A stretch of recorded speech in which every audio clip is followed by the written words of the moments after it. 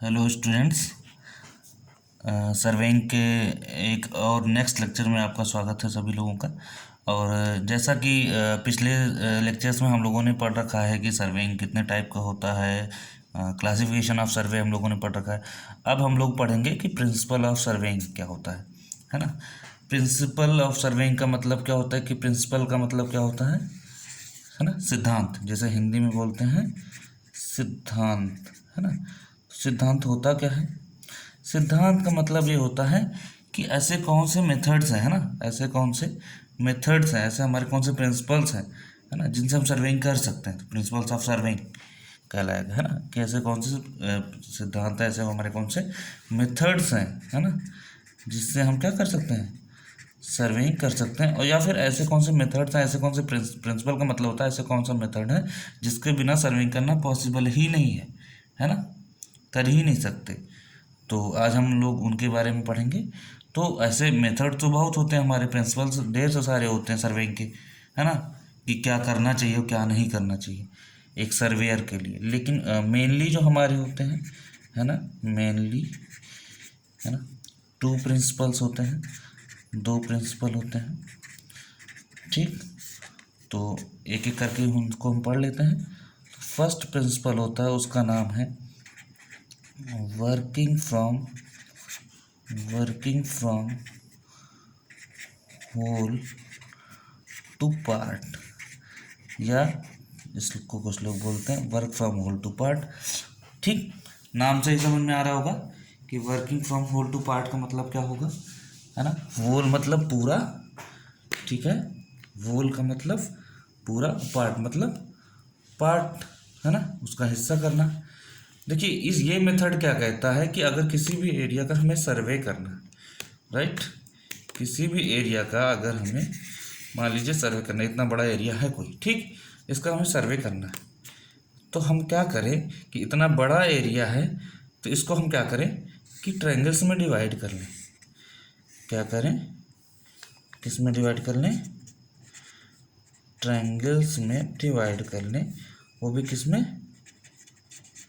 Small triangles में। कैसे small triangle में, पहले बड़े ट्रायंगल में डिवाइड करेंगे, फिर इन ट्रायंगल्स को भी हम क्या करें, इन ट्रायंगल्स को भी हम छोटे ट्रायंगल्स में डिवाइड कर लें, फिर उन ट्रायंगल्स को हम क्या करें और छोटे एरिया में डिवाइड कर लें। अब हम करते क्यों हैं, है ना।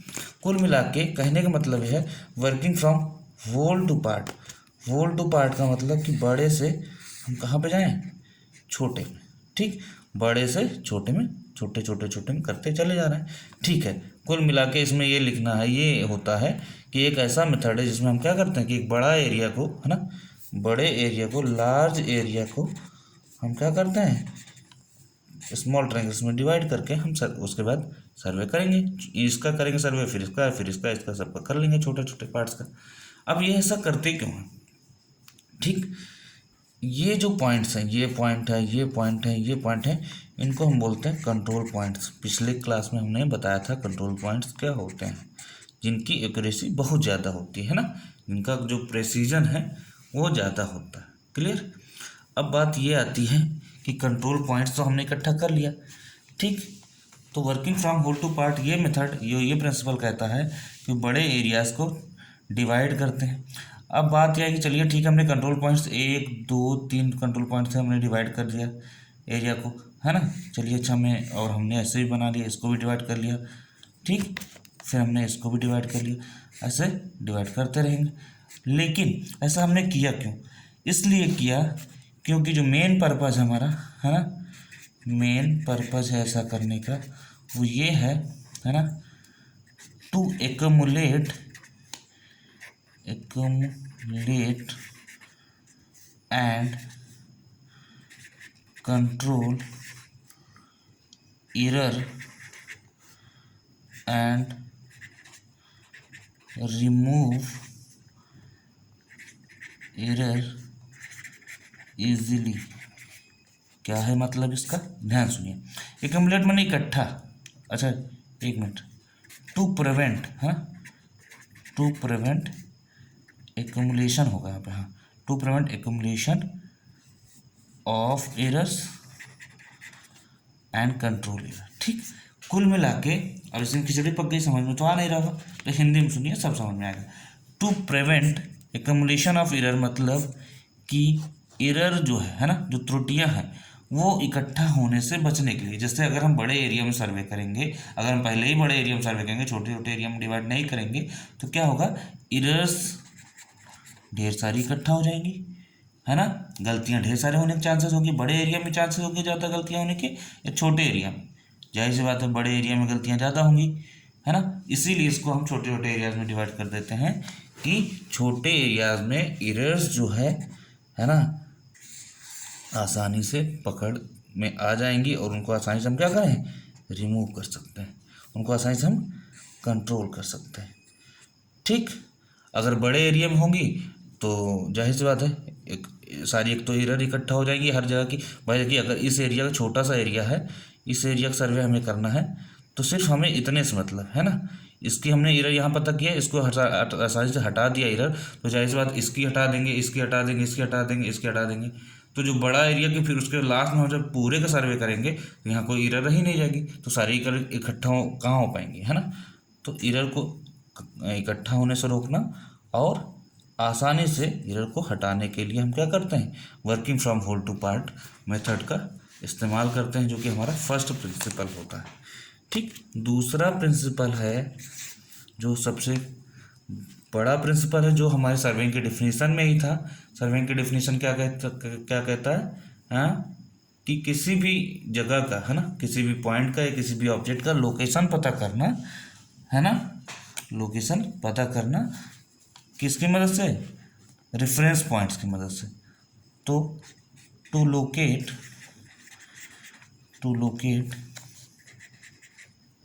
एनी पॉइंट या to locate a point with two point of reference कर सकते हैं, या reference points with two points of reference. Reference का मतलब क्या होता है, रेफरेंस पॉइंट्स होते क्या हैं, जैसे किसी के रेफरेंस से किसी को नौकरी मिलती है, किसी के रेफरेंस से किसी को, है ना, काम मिलता है, तो कहते नहीं अरे वो भैया उनके रेफरेंस से आए हैं। तो रेफरेंस का मतलब क्या होता है, जो पहले से पता हो। रेफरेंस पॉइंट्स का मतलब होता है कि ऑलरेडी नोन पॉइंट्स, है ना, जो पॉइंट्स हमें क्या हो, पहले से पता हो। मीन्स कि देखिए, समझिए, एग्जांपल लेंगे। मान लीजिए एक पॉइंट यहाँ पे आपका है, ठीक, ए, दूसरा पॉइंट मान लीजिए यहाँ पे है बी। ये ग्राउंड की बात कर रहे हैं, ग्राउंड पे हमें 2 पॉइंट पहले से पता है। ठीक, जब 2 पॉइंट ग्राउंड पे हमें पहले से पता होंगे, तो क्या इनको हम मेज़र नहीं कर लेंगे, टेप से या चेन से मेज़र कर लेंगे, लेंथ पता चल जाएगी। कुल मिला के कहें तो ए बी आपको क्या है, नोन है। फॉर एग्जांपल मान लीजिए 5 सेंटीमीटर है, हमने इसको ग्राउंड पे मेजर किया और 5 सेंटीमीटर मेजर करके, है ना, टिक कर दिया भाई, यहाँ पे ग्राफ में प्लॉट कर लिया।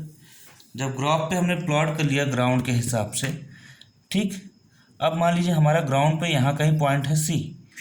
अब यही सी पॉइंट पता करना है ए और बी की मदद से, लेकिन एग्जैक्ट नहीं पता है, कि सी हमारा ग्राउंड पे कहाँ पे है। बस हमें इतनी जानकारी है, मान लीजिए कि ए सी यहाँ से यहाँ तक की दूरी दी है, मान लीजिए 3 सेंटीमीटर, और बी सी दिया है 4 सेंटीमीटर, लेकिन एग्जैक्ट हमें ए बी नहीं पता है। अब क्या, एग्जैक्ट हमें सी पॉइंट नहीं पता है। अब हम क्या करेंगे, ग्राफ पे पेपर पे क्या करेंगे, ए सी हमें 3 सेंटीमीटर पता है, अब ये इधर है 3 सेंटीमीटर, इधर है कहाँ नहीं, ये कुछ नहीं पता। बी सी 4 सेंटीमीटर इधर, ये भी नहीं पता।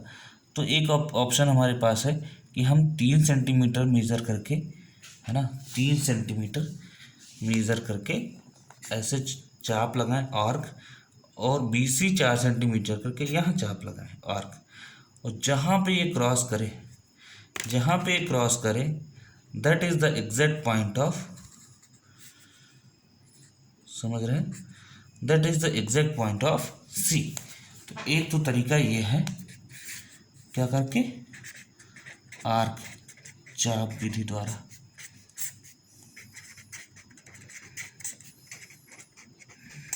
ठीक, क्या किया हमने, ए पॉइंट और बी पॉइंट हमें क्या है पहले से पता थे, है ना, जिसकी मदद से हमने सी पॉइंट का पता लगा लिया। जब यहाँ पेपर पता चल जाएगा सी पॉइंट तो हम फिर ग्राउंड पे आसानी से पता कर लेंगे।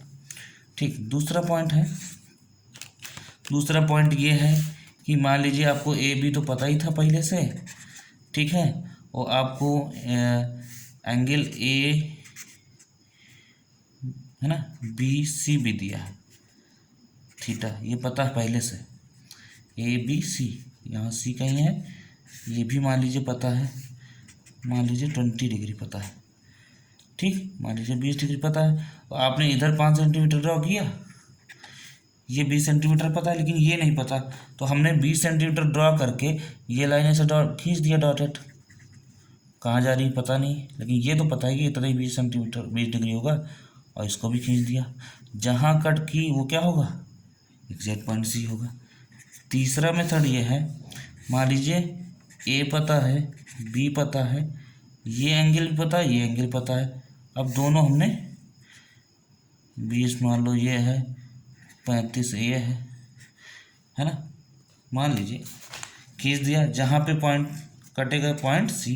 तो ऐसे ढेर सारे मेथड्स हैं, है ना, तो जिनकी हम मदद से क्या कर सकते हैं, 2 पॉइंट अगर हमें पता हो तो तीसरा पॉइंट हम आसानी से निकाल सकते हैं। ये कौन सा मेथड है, to locate any point with 2 points of reference, मतलब जो हम नोन पॉइंट्स हमारे हों उनकी मदद से हम एक तीसरे 2 नोन पॉइंट्स की मदद से तीसरे पॉइंट की लोकेशन पता करना क्या कहलाता है, दूसरा प्रिंसिपल है सर्वेइंग का। ये मेथड और यही डिफिनीशन भी है सर्वेइंग की, है ना, क्लियर। तो ये दोनों मेथड्स हो गए सर्वेइंग के, क्लियर। एक टॉपिक आता है एरर का, है ना, एक टॉपिक आता है एरर्स का। एरर्स क्या होता है, एरर क्या होता है, एरर का मतलब त्रुटि, त्रुटि होता है भाई, एरर गलती। एरर होता क्या है, एरर सिंपल सी बात है, डिफरेंस होता है, किसके किसके बीच का डिफरेंस, बताइए, डिफरेंस स्टैंडर्ड वैल्यू और किस चीज़ का, माइनस ऑब्जर्व्ड वैल्यू, है ना, ऑब्जर्व्ड वैल्यू कह सकते हैं या मेजर्ड वैल्यू। जैसे इन दोनों के बीच का जो भी डिफरेंस होता है वो क्या कहलाता है, त्रुटि या एरर। जैसे फॉर एग्जांपल ले लेते हैं example, small g acceleration due to gravity का 9.8 मीटर पर सेकंड स्क्वायर, ये क्या है, या 9.81 लगभग, ये स्टैंडर्ड वैल्यू, और आपने जी की वैल्यू निकालना चाहा, या कैसे भी मान लीजिए ऑब्जर्व वैल्यू आपकी कुछ कम आई, 9.7 आई, ये ऑब्जर्व वैल्यू है, तो एरर कितना आएगा, 9.81 माइनस 9.7 आ जाएगा, जो भी है ना, जो भी है आप माइनस कर लीजिए, ठीक। तो ये होता है हमारा एरर। एरर का मतलब सिंपल सी बात है, स्टैंडर्ड वैल्यू की हर चीज, हर एक्सपेरिमेंट की स्टैंडर्ड वैल्यू क्या होती है, फिक्स कर दी जाती है ना, एसआई के थ्रू, इंडियन स्टैंडर्ड के थ्रू या बीआईएस के थ्रू। तो जो हमारा यहाँ सर्वेइंग में एरर्स की बात की जा रही है ना, वो ब्यूरो ऑफ इंडियन स्टैंडर्ड ने जो भी एरर्स फिक्स किए हैं, जो स्टैंडर्ड्स हैं, है ना, तो स्टैंडर्ड वैल्यू और जो हम ऑब्जर्व वैल्यू निकालेंगे फार्मूले से या आपने मेजर किया, है ना। और एक छोटा सा और एग्जांपल ले लेते हैं इसका। फॉर एग्जांपल मान लीजिए कि एक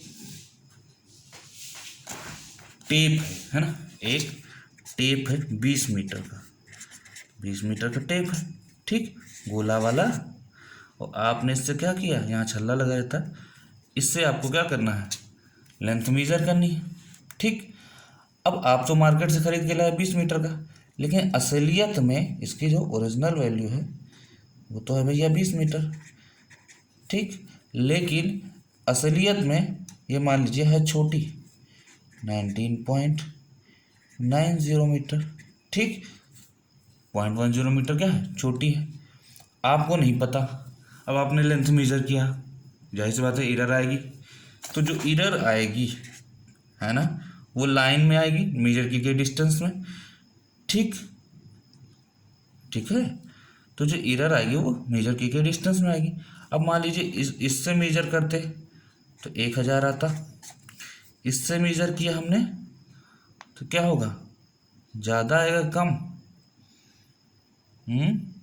भाई अगर इससे हम करेंगे मेजर 1000 तो 20 × 50 करेंगे 1000 आ जाएगा।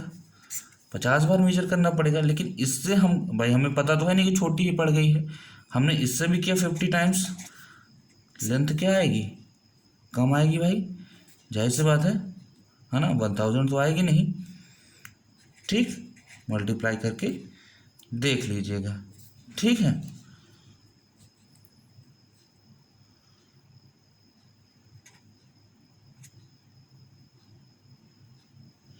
हाँ जो भी है, ठीक ऐसे ही कुछ आएगी।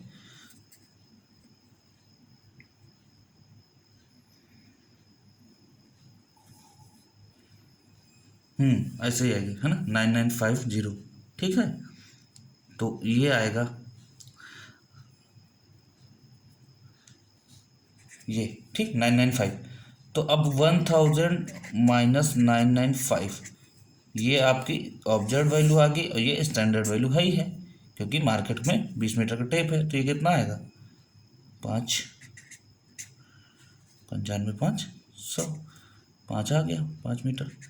तो ये एरर है। या आप छोटा सा और एग्जांपल लेना चाहें ले लें, है ना, जैसे राशन की दुकान पे क्या है, मिट्टी का तेल बेचते हैं लोग, या किसी भी कहीं भी देखिए, है ना। अब तो इलेक्ट्रॉनिक वेट आ गया, पहले वो बाट आता था, तो बाट में क्या है कि उसके पीछे सील लगवानी होती थी, इसीलिए स्टैंडर्ड कि 1 kg का है वेट, है ना, बाट हमारा, या 2 kg का है, वरना वो 1 kg का लिखवा देते थे लोग फर्जी, है ना, लेकिन रहता वो कम ज़्यादा था। तो स्टैंडर्ड वैल्यू और ऑब्जर्व वैल्यू को जब हम माइनस करते हैं तो हमें क्या पता चलता है, एरर।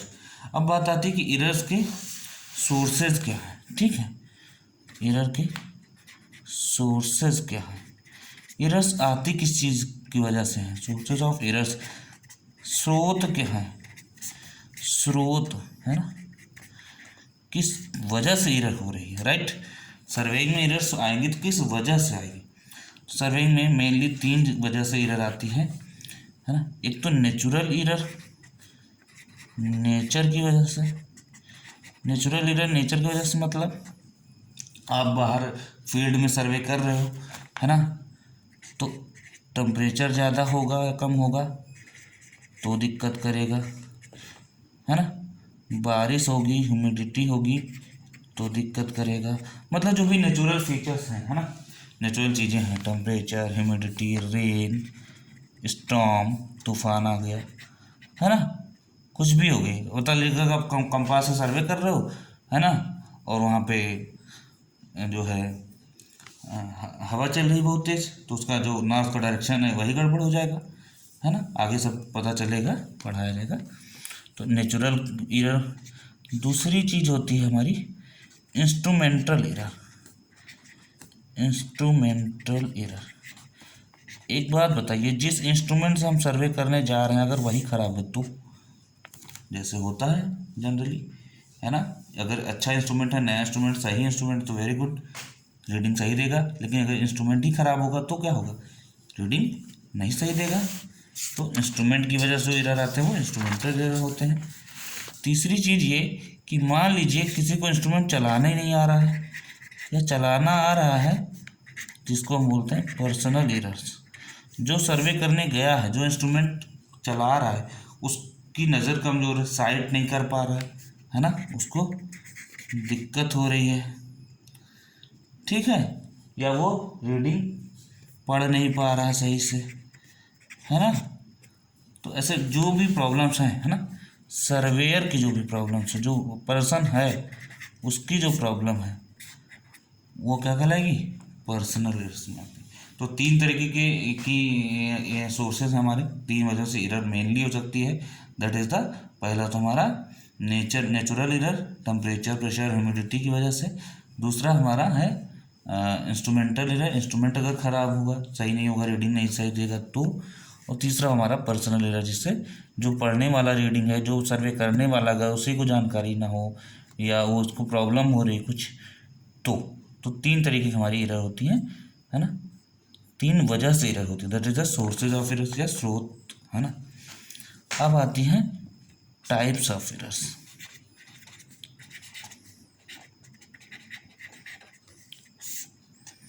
ठीक, टाइप्स ऑफ एरर्स, तो टाइप्स ऑफ एरर्स हम लोग नेक्स्ट लेक्चर में पढ़ेंगे। ओके।